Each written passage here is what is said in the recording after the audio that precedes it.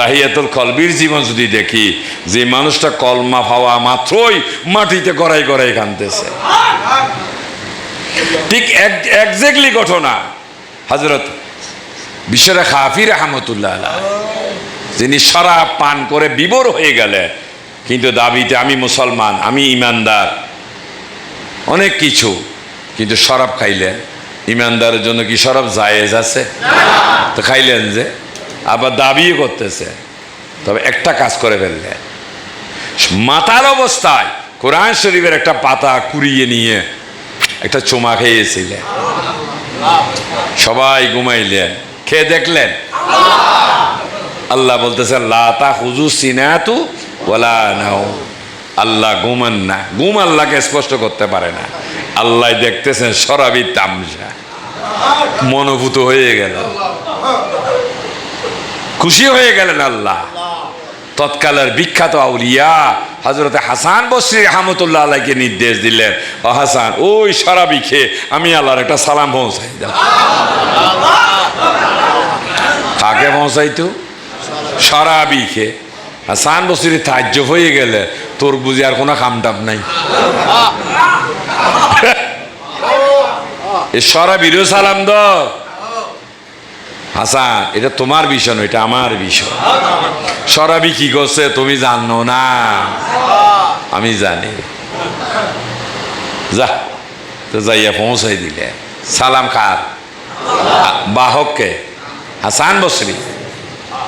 যখন আল্লাহর পক্ষ থেকে সালাম পৌঁছাইলেন, কি এক ব্যতিক্রমী ঘটনা ঘটলো। সাথে সাথে মাটিতে পড়ে লুটিয়ে গড়াগড়ি করে কাঁদতেছেন, ও আল্লাহ, জমিনে এত প্রেমিক থাকতে একটা শরাবিরে বন্ধু বানালি। এত আসে, এত নামাজ, এত ফকি, এত হাজি গাজি, কত কিছু, একটা শরাবিরে বন্ধু বানালি। সাথে সাথে অন্তরে আল্লাহ রহমত ইমান পৌঁছে গেলেন। এবার পাগল হয়ে গেলেন, ওরে পাইলে নিরালাই গো মাওলা,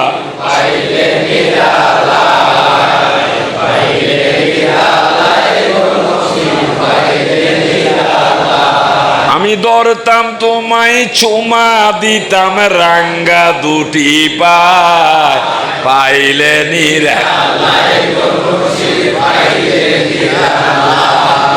আলহামদুলিল্লাহ। এমন ভাবে আল্লাহর প্রেমে বিভোর হয়ে গেলে জুতা মোবারক খুলে ফেললেন। জমিনটা আল্লাহর বিছানা, আমি কিভাবে জুতা নিয়ে হাঁটি। আহা, আল্লাহর কাছে এমন পছন্দ হলো কাজটা, আল্লাহ কুদরতের একটা অর্ডার জারি করলেন, এই পাগলাটা যে পথ দিয়ে চলবে কোনো পশু পাখি রাস্তার মধ্যে পায়খানা প্রস্রাব করতে পারবে না। সুবহানাল্লাহ। আল্লাহ অর্ডার দিলেন। যারা আল্লাহকে সম্মান করে, আল্লাহও তাদেরকে সম্মান দেয়। এক সময় কোন এক ব্যক্তি ঘোড়া বা ওট নিয়ে যাচ্ছিলেন, হঠাৎ রাস্তার মধ্যে প্রস্রাব করে দিলে, ওই মানুষটা তখন চিৎকার করে কাঁদতেছে, নিশ্চয় বিষয়টা খাবি দুনিয়াতে নেই। যদি দুনিয়ায় থাকতো তাহলে আমার এই পশু রাস্তায় পায়খানা করতো। পরে জানা গেল উনি ইন্তেকাল করেছেন। তো যাক, আলহামদুলিল্লাহ। পেয়ারা হাজির, শুধু কলমা নিয়ে বসে থাকবেন না। কতদিন আগে পড়ছিলেন, কেন পড়ছিলেন? নিশ্চয় এটার মধ্যে কিছু একটা আছে। একটা মোবাইল ফোন যতই সুন্দর দামি হোক, এটা নিয়ে কিনে কি ফেলে রাখছেন? যেহেতু ব্যবহার করার জন্য। যখন সিস্টেমটা জানেন না, কেমন আমিও কিন্তু জানি না, আমরা খাবির। আমি এখনো কিন্তু কারো নাম সেভ করতে জানি না, সাদিকের আশ্রয় নিতে হয়। তাহলে আমি এটা ফোনটা নিয়েছি ব্যবহার করার জন্য। নিশ্চয়ই এখানে একটা শক্তি আছে, ওটা দিয়ে কাজে লাগাইতে হবে। তাহলে একটা মোবাইলের শক্তি আছে, বিশ্বাস করে কিনে যদি কাজটা শুরু করে দেন, তাহলে কালমার মধ্যেও তো একটা শক্তি আছে। সুবহানাল্লাহ। বসে গেলে হবে? কলমার নাম টুপি নয় তো, কলমার নাম দাড়ি নয়, পাঞ্জাবি নয়। এই পোশাকগুলো আল্লাহ কিয়ামতের ময়দানে কোনো মূল্যায়নও করবেন না।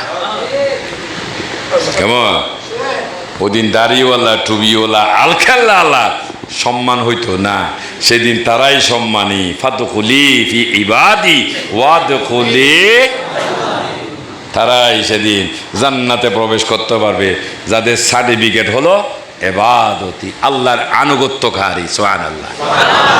তো যাক, সম্মানিত অতিথি উপস্থিতি, আমি এখানে আসার উদ্দেশ্য হলো, আমি একজন তরিকতের একজন প্রচারক, যার নাম ফিরিওয়ালা, মনে আছে নি?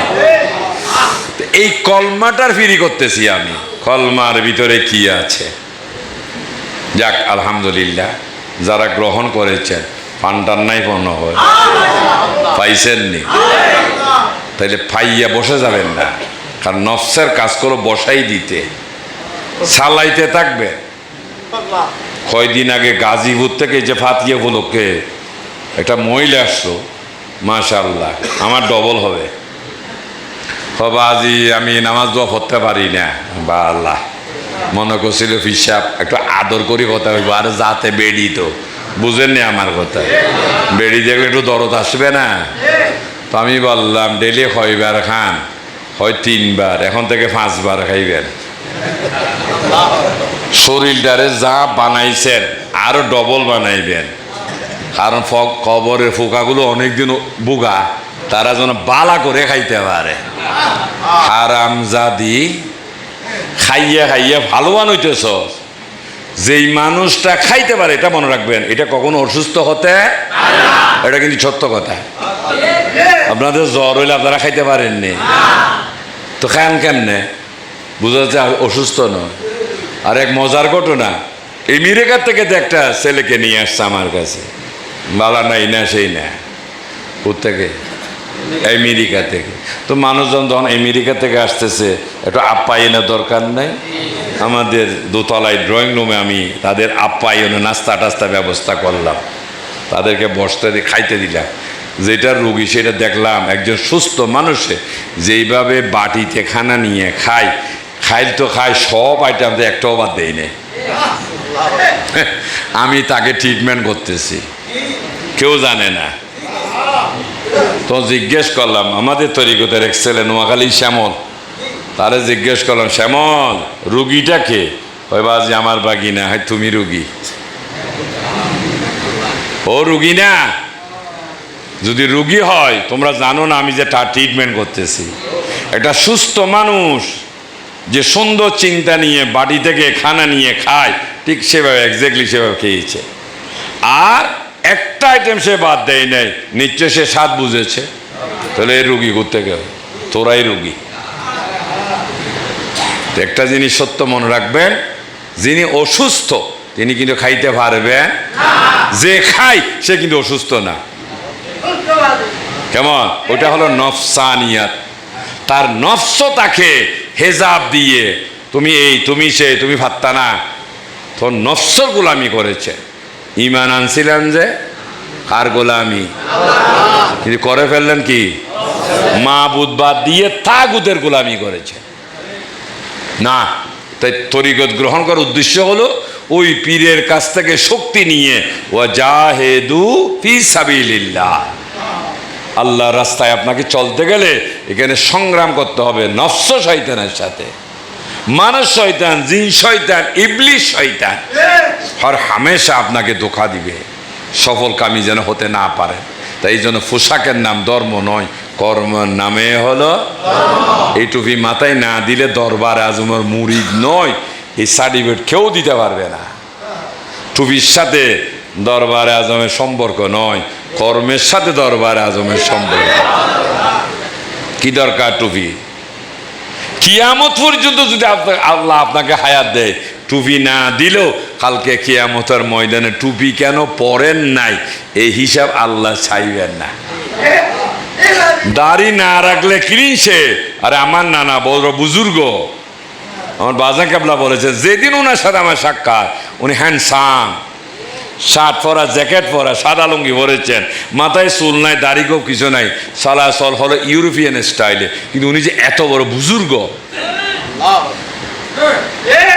রমজানের দিন ওনার সাথে সাক্ষাৎ কোন এক দরবারে, বারবার আমার দিকে তাকান। কি আমি, আমার বাবা বলতেছেন, আমি চিন্তা করি মানুষটাকে এইভাবে আমার দিকে তাকাই কেন। ইফতার সেরে আমাকে জিজ্ঞেস করলেন, নামাজ পড়বেন না? আমি বললাম জি পড়ব। তো চলেন মসজিদে যাই। তখন চট্টগ্রামের কদমতলী একটা পুরা মসজিদ আছে, এখন আর পুরা নেই। ওই মসজিদে গিয়ে নামাজ পড়লেন, উনি মোরাকাবায় বসলেন। আমার বাজান ওই সময় তরিকতের দীক্ষিত হন নাই। খালি উনি বলতেছেন আমার মধ্যে একটাই চিন্তা, এই মানুষটাকে দাড়ি মুজ নাই, আবার ওই শাহ সাহেব বলতেছে ওনাকে ফিরবাই, ঘটনা কি? উনি মোরাকাবা শেষে আমাকে জিজ্ঞেস করলেন আপনার নামটা কি? হুজুর বজল আহমদ। বজল মিয়া, কিয়ামতের ময়দানে আল্লাহ দাঁড়িয়ে টুপি দেখবে না তো? ওই দিন আল্লাহকে দাঁড়িয়ে আল্লাহকে টুপি আল্লাহ এই বিচার করবে না। আমার বাজান বললেন আমি আশ্চর্য হয়ে গেলাম, এতক্ষণ কিন্তু আমার ভিতরে এটাই। ও সেদিন তিনি মুক্তি, যিনি ফাদখুলি ফি ইবাদি, তিনি প্রবেশ করবেন ওয়াদখুলি জান্নাতে। তো এবার নিজেকে সবর্দ করলাম। তখন বলতেছে দেখতেছো আমার এই পোশাকে, আমি কিন্তু পোশাকে ইউরোপিয়ানের স্টাইল হলো, আমি গাউসে পাকের ডেলিগেট। আমার উপর নির্দেশ এসেছে আপনাকে বলার জন্য একজন কাদেরিয়া তরিকার পীরের কাছে বায়াত গ্রহণ করতে। আপনি যাকে বড় বুজুর্গ মনে করে আসতেছেন, ওনার কলসি ফুরেই নেই। একটা ভালো ভরাট কলসি থেকে পানি খাওয়ার চেষ্টা করবে। তো এই জন্য দেখ আমার বেয়াজি বলতেছে যে দাড়ি চুল টুবি কিছু নাই, কিন্তু আল্লাহ দাঁড়িয়ে টুবির মধ্যে বাসা বাঁধে না, আল্লাহ বাসা বাঁধে কলবের ভিতরে। মান্না গুঞ্জুম দর জমিনে আসমা লেকে গুঞ্জুম দর কুলুবে মুমেনা। আল্লাহ মুমেনের কলব আশ্রয় নেয়। এই জন্য কলবটাকে স্বচ্ছ পরিষ্কার পুত পবিত্র করার চেষ্টা করতে হবে। কি দিয়ে? কলমার শক্তি, বিজিকিরিল্লাহি তাতমা ইন্নুল কুলুব, আল্লাহর জিকিরের মধ্য দিয়ে। তো আমাদের তরিকতের মূল বৈশিষ্ট্য হলো এটাই যে কালবের মধ্যে আল্লাহ জিকির পৌঁছাই দেওয়া। তো যারা আলহামদুলিল্লাহ বুঝে পেয়েছেন আর বিরামহীনভাবে ওই যে আব্দুল জলিলের মতন কি বলছেননি, যেহেতু চলতে গেলে অনেকেই ডিস্টার্ব করবে, এই জন্য কান থেকেও কি হতে হবে, বয়রার বান করতে হবে। কারণ ওনার লক্ষ্য হলো ইফাইভ আমি কখন দরবারে আজমে পৌঁছাই দিব। আমাদের লক্ষ্য থাকতে হবে কখন আমি আমার মিলন হবে কত দিনে আমার মনের মানুষেরই আমার মৌলার সনে। যারা কলমা পড়েছেন তাদের সবসময় এই জিনিসটা স্মরণ রাখতে হবে, এভরি রিমেম্বার ইউ, যে কখন আপনার এই কলমা দিয়ে আপনার মৌলার সাথে আপনার মিলন হবে। যেদিন মিলন সেদিন আপনি মুসলমান। আল্লাহ বলেছেন তোমরা মুসলমান না হইয়া মৃত্যুবরণ। তো মুসলমান মানে যেদিন আপনি আপনার মৌলাকে, আল্লাহ মৌলা, নবীও মৌলা, আলীও মৌলা, মুর্শিদও মৌলা। এবার প্রশ্ন হলো মৌলা মানে কি? জিম্মাদার। মৌলা মানে অভিভাবক, জিম্মাদার। আল্লাহ রাসূল বলতেছেন আমি যার মৌলা আলীও তার মৌলা। তো যাক, আল্লাহ যেন দয়া করেন। বাকি যারা আসছেন কিছু কথা শুনেছেন, শেষ কথা হলো time and tide wait for না। সময় আর স্রোত কাহারের জন্য অপেক্ষা করে না। ওই চিন্তা করবেন না এখন কি আমাদের ধর্ম করার সময় হয়েছে নি, মৃত্যু যদি চলে আসে মৃত্যুর সময় হয়েছে নি। আমার এক আত্মীয়, আমার ইমিডিয়েট বড় ভাই যিনি, ওনার সমন্দির বাইরা, কথা বুঝছেন নি? তা আমার তাল তো ভাইয়েরই, বেচারার একটা মাত্র ছেলে ঢাকা বুয়েট থেকে ইঞ্জিনিয়ারিং পাস করলেন। কুমিল্লার কোন জায়গায় একটা ইন্ডাস্ট্রিতে, এটার কি হয় ওই যে কয়দিন শিখেছে ইন্টার্নি করলে, ইন্টার্নি শেষ করে এটা চাকরির সুবাদে টাকা যাচ্ছিলেন, চান্দিনার এখানে অ্যাক্সিডেন্টের জায়গায় শেষ। একটা মাত্র ছেলে, কত বড় গ্রাজুয়েট না, দেশের সেরা বিদ্যাপাঠ, ইঞ্জিনিয়ারিং লাইনের, বুয়েট থেকে ইঞ্জিনিয়ারিং পাস করলে। তো এই মা বাবা, বাবার জন্য সবচেয়ে বড় পূজা ছেলের লাশ কাঁধে নেওয়া। এটা বাবার জন্য সবচাইতে বড় পূজা, সন্তানের লাশটা কাঁধে নেওয়া। তো কিভাবে মানবেন এই মা বাবা? এত গ্রাজুয়েট একটা ছেলে, এটাই আল্লাহ সন্তানের লাশ বাবার কাঁধে উঠাই দে। কেমন? এই জন্য বলেছেন ওয়াত খরজুল হাইয়াতা মিনাল মাই, যে আল্লাহ তাআলা জীবিতরে কি করে? মৃত্যু দান করে। কেমন? কাজেই সেই জন্য ওই চিন্তা করবেন না যারা ঈমানদার, যে আমি কি এখন মরবনি, না, মৃত্যু যখনই আসুক আমাকে আপনাকে রেডি থাকতে হবে। কিন্তু শেষকালে গুছাইতে পারবেন না, অগাছলা অবস্থায় বিদায় নিতে হবে। ওটা হলো ব্যর্থতা, পরাধীনতা। এবার কি করো? জিয়াফত লাগা, মনলা ডাকি, কোরআন ভরা। তোমার জীবনে এত বছর সময় অতিবাহিত করলা, কোরআন ভরার কি সময় হয়েছিল? না। জিয়াফতের দরকার কি? আমাদের চিটাঙে, আমাদের সমাজে একটা ট্রেডিশন আছে, এলাকার কোনো মানুষ মারা গেলে তার পক্ষে শুক্রবারে কি হয়? তাহালিল ভরানো হয়।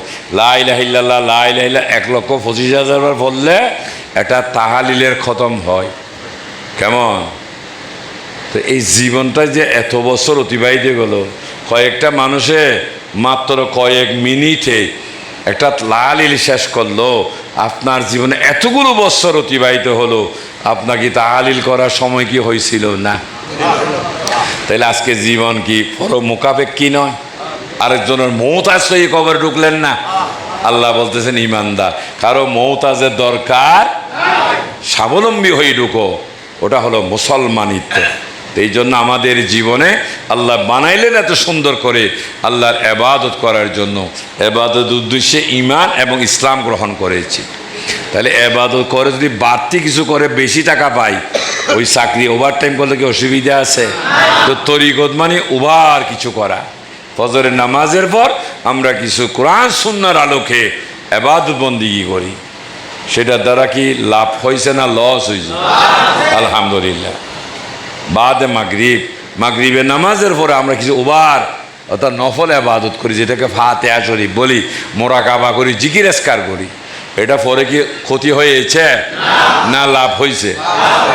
এশার দরুদ পরে এটা দরুদ শরীফ পড়ি আমরা, ওই দরুদ শরীফ পরে কোনো ফজিলত হয় নাই, তাহলে অসুবিধা কি? ফতোয়া দিয়ে দেয় শিরিক বেদাত, এগুলো না জায়েজ। একটারও ঈমান আছে, কোরআন হাদিস বুঝেনি। কেমন? না জায়েজ যদি কোরআন হাদিস এজমা কিয়াসের বাইরে হয় তাহলে সেটা হবে না জায়েজ। কিন্তু যেটা কোরআনের সাথে সম্পর্ক, ফতোয়া দিলেন যে এটা না জায়েজ, ঈমান রাখছেনই আল্লাহ। যাক, তো কাজেই সম্মানিত অতিথি, আসতেছি, যতক্ষণ বেঁচে থাকবো আসবো এবং এই গান গাইতেই থাকবো। আমাদের দরবারে আজমের স্লোগান বাঁচো এবং বাঁচাও। আল্লাহ বলেছেন কু আনফুসাকুম ওয়া আহলিকুম নারা, নিজেও বাঁচো আরেকজনকেও বাঁচো জাহান্নামের আগুন থেকে। তো আলহামদুলিল্লাহ আজকে একটা দুপুরবেলা মহিলা একটা মাহফিল হয়েছিল, তাদেরকে জিকিরের ফজিলত কি, শরীরের ভিতরে কালবের জিকিরের দ্বারা কি উপকার হয়, তখন সেটা একটা বাস্তবতা দেখাইলাম। ভাইয়া বাড়ির কে আছে কেন? দাঁড়াও তো, দাঁড়াইতে বলছিলাম, হাতকা দেখাচ্ছ, পীরের ওরা দাঁড়া।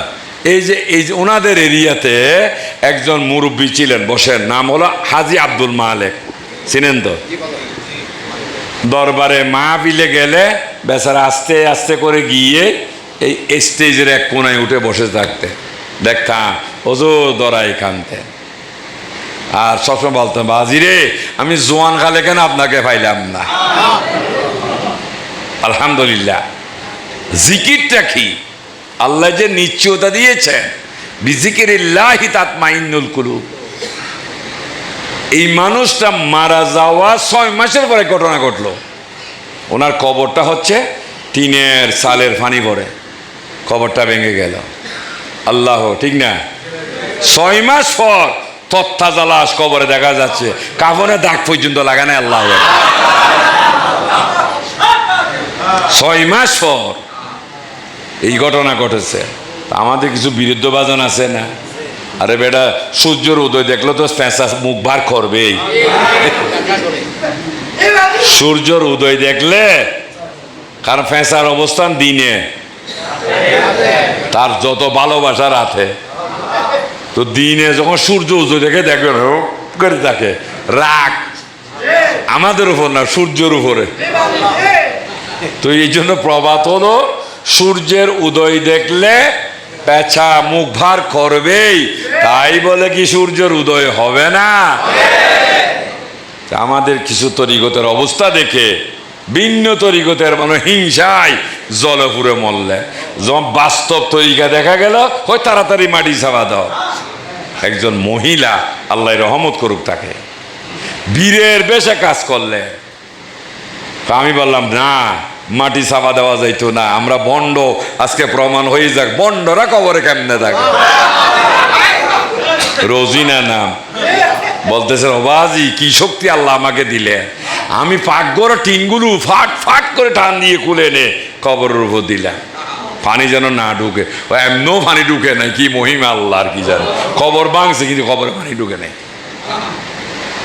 এইভাবে একজন হাজী আব্দুল মালেক নয়, যারা সাচ্চা হক তরিকার মধ্য দিয়ে কলবে নয় সমগ্র শরীরে একটা ইটকে যদি আগুনে পুড়াইয়া খাঁটি করে, একটা জিকির যাদের শরীরে ঢুকে গেছে, এটা কি খাঁটি হতে পারে না? আবু সালেহ কুর্দি রহমতুল্লাহ আলাইহি মহরমের ফাতিহা দিন আমি এটা রেফারেন্স আনছিলাম, যার কদম মুবারক এখনো কবর উপরে দণ্ডায়মান। হযরত মৌসানাউরিয়া রহমতুল্লাহ আলাইহি যার তত্তাদা লাশ সমুদ্রের পার থেকে বর্তমান যেই মাজার এখানে এনে দাফন করলে, ওই যে সাতকানিয়া মির্জাকির দরবার শরীফের মহান মোর্শেদ যিনি ছিলেন, ওই আমাদের কাইয়ুম পাগলাটা ছিল না, সরি আব্দুল আলিম কাইম সাহেবের ভাই, ও মাঝে মাঝে আমার বাজিও গরম হয়ে যেত, লাঠি দিয়ে ফিটাই দেয়। এই সুদানির পরে হয় কি করতাম, ফিরের গালি নয়, এটাও ছিল মোহাব্বত। তো এইরকম জাজবার মধ্যে থাকতেন। তো ফির সাহেব বললেন, ওই শালার পুত তুই মরলে যেন তোরা আরেকবার লারে। তো মরা মানুষ তো ফসে যায়, লারে কেমনে? তাহলে ফিরিঙ্গি দিয়ে গেলে এটা মরতো না, ঠিক না বেটি? মরতো না, ফসতো না। ওরে কার দেহ মাটিতে খাবে, মাটির এমন সাধ্য নাই, পুইরা হইছে চাই। খারা গুনে মুর্শিদেরা গুনে যেই জন, আলহামদুলিল্লাহ। ফিরের আগুন কোনটা জানেন? সিরাতাল্লাযিনা আনআমতা ওইটাই, যে নিয়ামত। ঠিক এই ওনাকে সাতকানিয়া ডলুখালের পারে দাফন করছিলেন, বর্ষায় পানির স্রোতে খবরটা ভেঙে লাশটা পরিষ্কার দেখা যাচ্ছে, সুবহানাল্লাহ। তো উনি ওই সময় কি করছিলেন, কিছু টাকা নিয়ে ফিরে চরণ মোবারক রাখলেন, বাজিরে যদি লারে তাহলে একটা গরবানি দিয়ে বুঝেন, গর বাঁধা দিয়েন মানে মাজার, একটা গরবানি দিয়ে। আর মরা মানুষ তার ঘরে থাকে না, কে থাকে? জিন্দা মানুষে ঘরে থাকে। আল আউলিয়াউ লা ইয়ামুতু, আল্লাহর ওলিদের মৃত্যু নাই। ঠিক এই ওনাকে এখান থেকে নিয়ে আরেক জায়গায় দাফন করলেন, এখানে আজকে বিশাল গুলজার মাজার হয়ে গেছে। তাহলে জিকিরের মানুষের কি মৃত্যু আছে? জিকরুল্লাহি হাইয়ুন ওয়া গাফিলুল্লাহি মাইয়াতুন, যার মধ্যে আল্লাহর জিকির আছে সে জিন্দা, আর যার মধ্যে জিকির নাই যত বড় কিছু হোক মরা। যাক, এই জন্য আমাদের তরিকতের মূল বিষয় যত কথা মূল বলি, সমস্ত ফাইসালা হলো কলব নিয়ে সমগ্র শরীরে আল্লাহ জিকির জারি করে। আর এই জিকিরের এত শক্তি পাওয়া, আমি অনেকবার বলছিলাম, এক মুঠ চাউল রাখতো মেয়েরা ঘরে, যা দরকার সেটা নিয়ে দেখতে, ওখান থেকে এক মুঠ আলাদা একটা পাতিলে রাখতো। মুঠ চাউল কয় মনে হয়? কয় মুঠ রাখতো? জমতে জমনে 10 কেজি 20 কেজি হয়ে গেছে। আচ্ছা, এক মুঠ বিক্রি করলে কয় টাকা? আর জমাইতে জমাইতে 20 কেজি হলে কয় টাকা? 80 টাকা হলে 800 টাকা, 8 দুগুণে 1600 টাকা। আর এক মুঠের দাম 5-10 টাকা। এবার বলেন তো 5 টাকা দিয়ে কি কিনে যাবে? একটা আইসক্রিম পাওয়া যাবে না। আমরা যখন শিক্ষার জীবনে স্কুলে যাইতাম, মার কাছে করতাম মাত্র 1 আনা পয়সা দেওয়ার জন্য। এই যুগের ফোলা ভাই 1 আনা, 1 টাকা বুঝবো নি কেমন? 1 আনা 10 পয়সা খুঁজে সাহস হয় নাই, বেশি যে। তো 1 আনা দিয়ে কি করছি? স্কুলে গিয়ে একটা মালাই আইসক্রিম খাইছি। এটা এখন এই যুগে ইতিহাস না? ইতিহাস কেমন? বর্তমানে কথাগুলো কি ইতিহাস। যাক, কি জন্য বলছিলাম কথাটা, লাইনটা ঘুরে গেল। হ্যাঁ, জিকির। তো ওই যে মুঠ চাউল তোরে 5 টাকা দিয়া এখন একটা আইসক্রিম পাওয়া যাইবনি, গেল এত ভালো মানেন না। আর 1600 টাকা দিয়া এটা দামি জিনিস কিনতে পারবে না। তো এক মুঠ চাউল যদি 16 কেজি হওয়াতে একটা জিনিস দামি জিনিস পাওয়া যায়, আজকে যদি সরাসরি জিকির, কালকে জিকির, জমতে জমতে কি মহান আল্লাহ কি পাওয়া যাবে না? আলহামদুলিল্লাহ। এই জন্য প্রখ্যাত অলি এবং বড় বিজ্ঞ দার্শনিক, যাকে মরমী কবি বলা হয় পাকিস্তানের, আল্লামা ইকবাল রহমতুল্লাহ আলাইহি, ওনার একটা শেয়ার ছিল, উক্তি, তৌহিদো কি আমানত সিনো মে হামারা है, चीनो हमारा, अरब हमारा, सारे जहां हमारा। অর্থাৎ কলমার ওই শক্তি, ওই জিকির যখন আমার মধ্যে আমি উপলব্ধি করলাম, ওই জিকিরের বদলতে আমি দেখতেছি চীন দেখা যাচ্ছে, আরব দেখা যাচ্ছে। একথার বাস্তবায়ন ঘটাইলেন হুজুর গাউসে পাক আব্দুল কাদের জিলানী রহমতুল্লাহ আলাইহি। নজর তো ইলা বিলাদুল্লাহি জামান কাহার দালাতিন আলা হুকুমি তিসালি। আসসালামু আলাইকুম।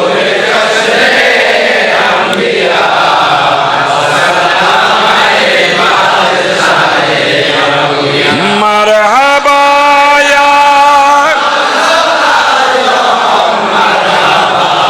মারহাবা ইয়া, বলুন আলহামদুলিল্লাহ। এই জন্য আজকে তরিকত মানি অজানাকে, তরিকা মানি অদেখাকে, তরিকা মানি অবুঝাকে। আলহামদুলিল্লাহ। শুরুতেই বলছিলাম তরিকতের মানুষগুলো আল্লাহর কাছে এত পছন্দের, এত প্রিয়, যার কারণে আল্লাহ তার অনেক লীলা গোপন রেখেছেন, কিন্তু তরিকতের মানুষ উত্থাপন করে দিয়েছে। কাজে সেই জন্য যেই মত নিয়ে আমরা তরিকতে এসেছি, আল্লাহ যেন আমাদেরকে ওই চিন্তা, ওই খেয়ালের উপর থাকা তৌফিক দান করে। বেলাদতে হে হাবিবে কিবরিয়া কি, ওঠো মোমেন তাজিমে মুস্তফা কি, আনা সালাম ইয়া রাসূল, ইয়া হাবিব সালাম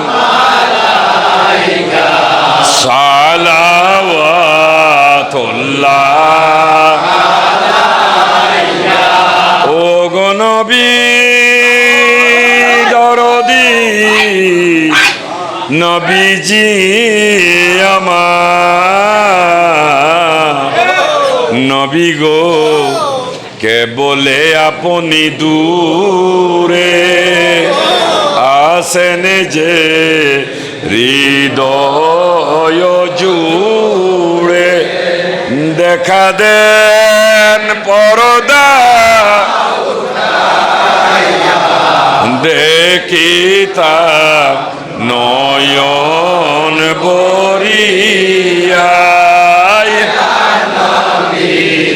সালাম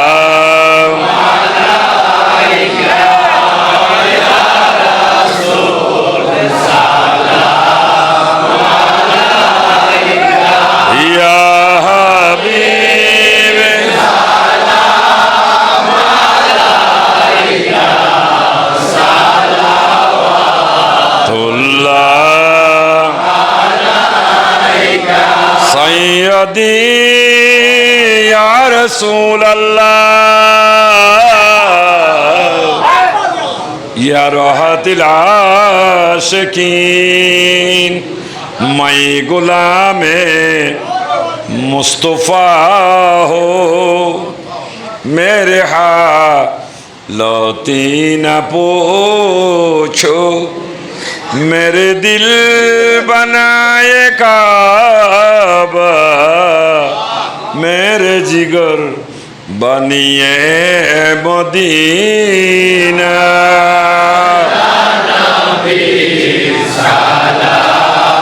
अलैका या रसूल सलाम अलैका या हबीब सलाम अलैका सलावत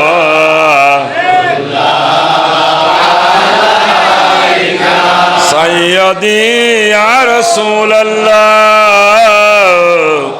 वया मदीना वाले आका अरे शौका काबा मदीना वाले शौका काबा मदीना काबा का मदीना ओलिया अल्लाह का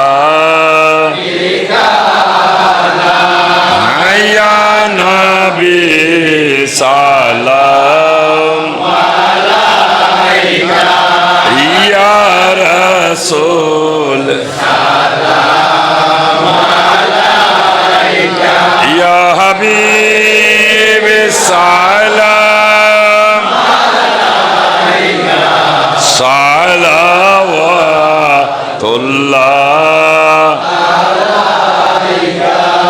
বসেন পড়েন বালাগাল উলা বিকামালিহি কাশফা দুজা বিজামালিহি হাসনাতে জামিউ খিসওয়ালি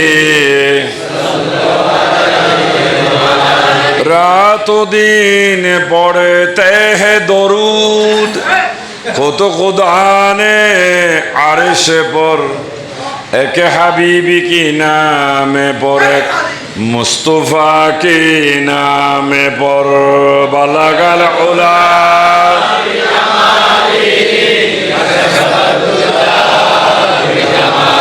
हसनत जमियों सल्लु अलैहि वालिहि अल्हम्दुलिल्लाह तरीकत फंदिगा नामाज এবং ওজিফা মিস করবেন না যেহেতু ফিরের সাথে ওয়াদাবদ্ধ আল্লাহর সাথে ওয়াদাবদ্ধ নামাজ পড়বে ফিরের সাথে ওয়াদাবদ্ধ ওজিফা পড়তাম না ওয়াদা খেলাপ করলে শাস্তি হবে কারণ ওয়াদা খেলাপ করলে লাঞ্ছিত হবেন অপমানিত হবেন যেখানে সেখানে অপদস্থ হবে তখন চিন্তা করবেন যে এটা কারণ কি তরিকতের কিতাবে দেখছিলাম কোন এক সময় একজন মুরিদের এক বিচারে 2 পা কাটার আদেশ হয়ে গেছে এই বেচারা খুঁজে পাচ্ছে না কি অপরাধ তার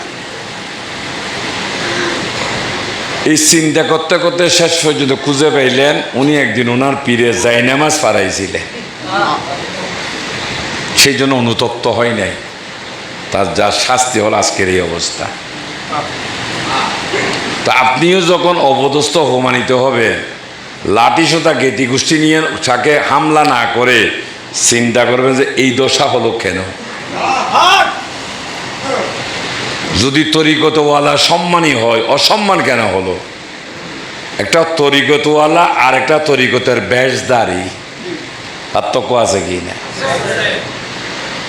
সেই জন্য আমলগুলো করবে সম্মান চাইতে হবে না সম্মান আপনাকে খুঁজতেছে নামাজ সেটা আপনার জীবনে বড় অবলম্বন নামাজও নেই অজিবা নেই টুপি পরে রাস্তা দিয়ে যাবেন একজন মানুষ আপনাকে সালাম দিবে আপনি পরহেজগার দিনদার, কিন্তু আপনি ওনাকে ধোঁকা দিয়েছেন, যেহেতু আপনার কাছে ধর্মকর্ম নাই। ওনার সাথে বাটফারি করেছেন, উনি জানেন না, কিন্তু ওনার আল্লাহ যিনি জানেন। আল্লাহ একদিন আপনাকে বাটফার বানাই ছাড়বে বাজারে, ওটা কি ভালো হবে? দোষ করেছে ক্ষমা চাইবে, দোষ করলে অপমানিত হওয়া বড় জঘন্য অপরাধ। তো যাক, তো তরিকত মুখের দ্বারা সাফা জুড়ে তরিকত করবেন না, কর্ম দিয়ে তরিকত করবেন, যেহেতু কর্মই হলো ধর্ম। আমার কাছে সাফাবাজের দাম নাই, বেশদারির দাম নাই, গোল টুপিতে কিছু যায় আসে না, টুপি এটাই দিছেন আমরি জি না। কত টুপিয়ালা আমার জন্য খানা আছে, খাওয়ার তো দিই না। এই বাদগুলো খাওয়া মানে বিষ খাওয়া। তোমার সাথে আমার ধর্মের সম্পর্ক, ধর্ম নাই, আমার কাছে সম্মান করে বাত আনলে লাভ কি?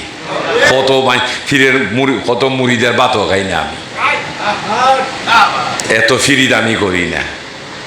রিক্সাওয়ালা হোক, যদি কাজ করে তার শাকও আমার জন্য বিরিয়ানি। তো যাক, আলহামদুলিল্লাহ, নিজেরা যেটা একটা পথ পেয়েছে। অনেকেই ছিল এই এলাকাতে, আছেন যারা মুরব্বীরা প্রথম ছিলেন, ওনার অনেকে আছেন। আপনারাও চলে যাবেন, তো কি রেখে গেলেন?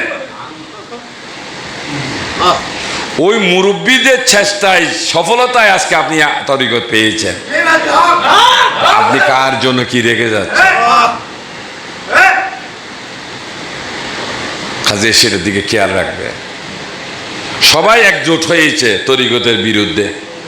বড় বিশ্বাস কেবলা বলেছিলেন, বাদশাহ মুরে করিল প্রভু সকল অলি কুতুব দে, তরিকা মোর রহিবে জারি, হক না যত রকম ফের।